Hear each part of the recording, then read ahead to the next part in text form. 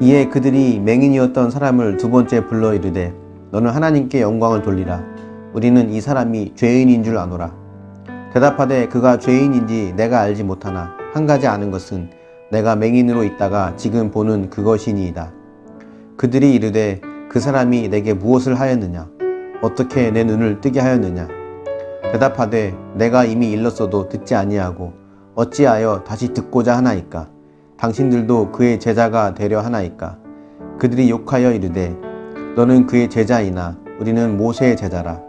하나님이 모세에게는 말씀하신 줄을 우리가 알거니와 이 사람은 어디서 왔는지 알지 못하노라. 그 사람이 대답하여 이르되 이상하다. 이 사람이 내 눈을 뜨게 하였을 때 당신들은 그가 어디서 왔는지 알지 못하는도다. 하나님이 죄인의 말을 듣지 아니하시고 경건하여 그의 뜻대로 행하는 자의 말은 들으시는 줄을 우리가 아나이다. 창세 이후로 맹인으로 난 자의 눈을 뜨게 하였다 함을 듣지 못하였으니 이 사람이 하나님께로부터 오지 아니하였으면 아무 일도 할 수 없으리이다. 그들이 대답하여 이르되 내가 온전히 죄 가운데 나서 우리를 가르치느냐 하고 이에 쫓아내어 보내니라. 예수께서 그들이 그 사람을 쫓아냈다 하는 말을 들으셨더니 그를 만나사 이르시되 내가 인자를 믿느냐? 대답하여 이르되 주여 그가 누구시오니이까? 내가 믿고자 하나이다. 예수께서 이르시되 내가 그를 보았거니와 지금 너와 말하는 자가 그이니라. 이르되 주여 내가 믿나이다 하고 절하는지라. 예수께서 이르시되 내가 심판하러 이 세상에 왔으니 보지 못하는 자들은 보게 하고 보는 자들은 맹인이 되게 하려 함이라 하시니 바리새인 중에 예수와 함께 있던 자들이 이 말씀을 듣고 이르되 우리도 맹인인가? 예수께서 이르시되 너희가 맹인이 되었더라면 죄가 없으려니와 본다고 하니 너희 죄가 그대로 있느니라.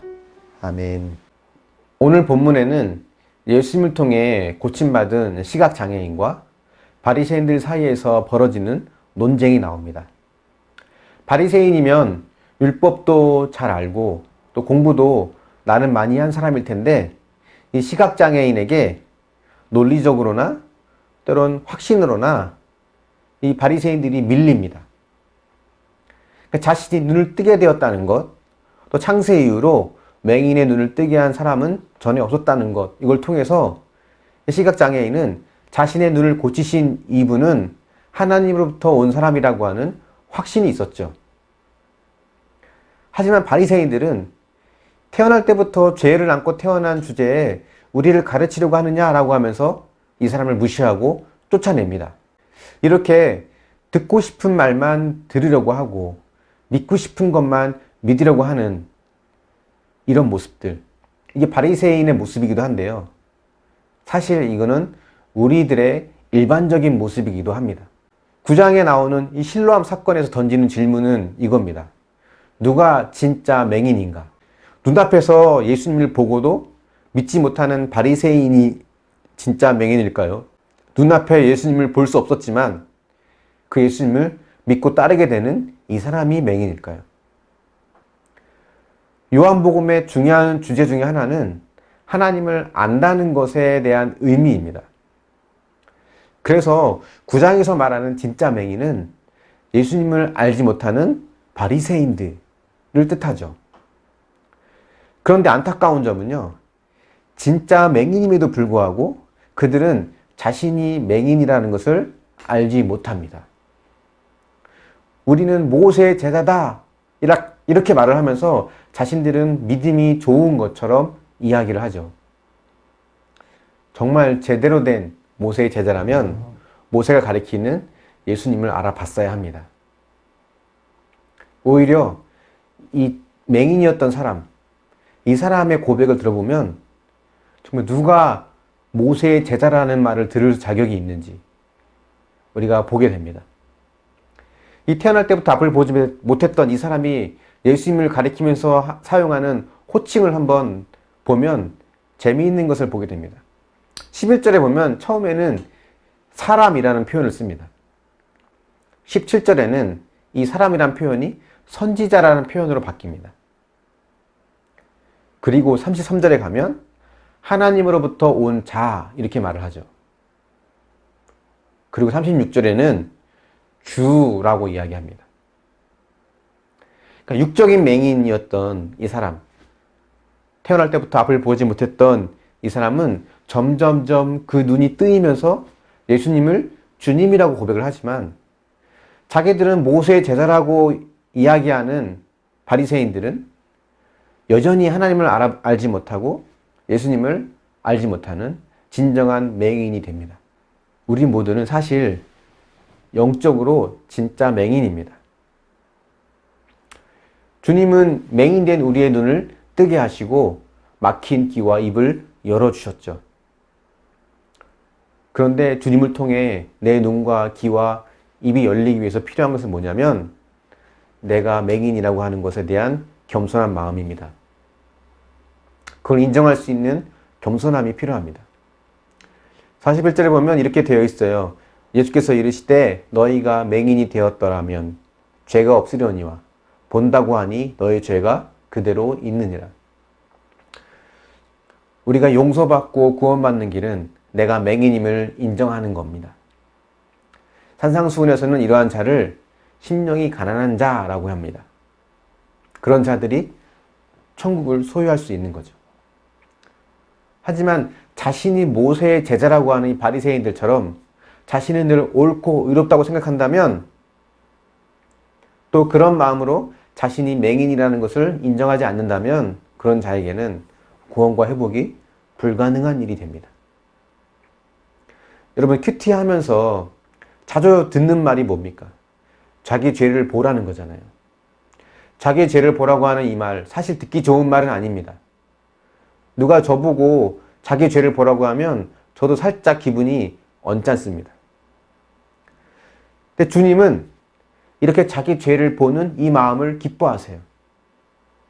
어떤 사건과 사고를 만났어도 우리는 먼저 내 죄를 보고자 하는 마음이 있어야 합니다. 근데 우리는 본능적으로 상대방의 죄를 잘 찾아내죠. 또 그렇게 내가 옳다고 하는 것을 증명하고 싶은 마음이 있습니다. 우리 이 마음조차 내려놔야 돼요.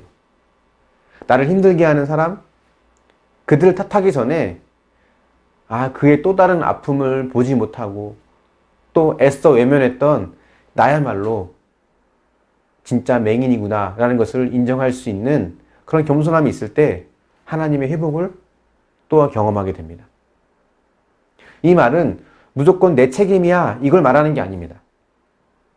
그 사람의 잘못과 연약함은 하나님과 그 사람 사이에서 해결할 문제고, 또 내 안에 있는 나의 부족함과 교만과 이기적인 마음, 자기 중심적인 생각들을 하나님께 또 인정하며 고백하는 거죠. 그렇게 겸손함으로 내 죄를 인정하며 회개할 때 하나님이 그 마음을 기뻐하십니다. 오늘 고침받은 맹인과 같이 우리의 영적인 눈이 열려서 주님을 점점 더 깊이 알아갈 수 있기를 바랍니다. 묵상해 보십시오. 어떤 상황과 핍박에서도 담대하게 전할 수 있는 주님에 대한 사랑이 있습니까? 그 사랑에 대한 경험이 있나요? 또 자기 죄를 보라고 하면 마음이 불편합니까? 아니면 회개할 기회로 삼습니까? 우리가 이 말씀을 또 기억하고 또 이 내용을 묵상하면서 오늘 하루도 하나님의 은혜 가운데 믿음으로 승리해 나가는 저와 여러분이 될 수 있기를 예수님의 이름으로 축원합니다. 잠시 기도하겠습니다.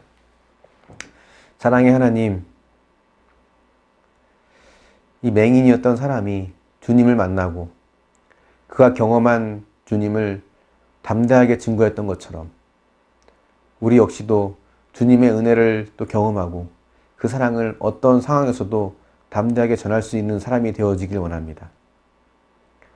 우리가 연약하여서 우리의 마음이 흔들리고 또 믿음이 연약하여서 또 의심할 때도 있지만, 주님 그때마다 찾아와 주셔서 우리의 손을 잡아주시고 우리의 마음을 어루만져 주셔서 담대한 믿음으로 또 복음을 전하며 하나님의 사람으로 살아갈 수 있도록 도우시고 인도하여 주시기를 원합니다.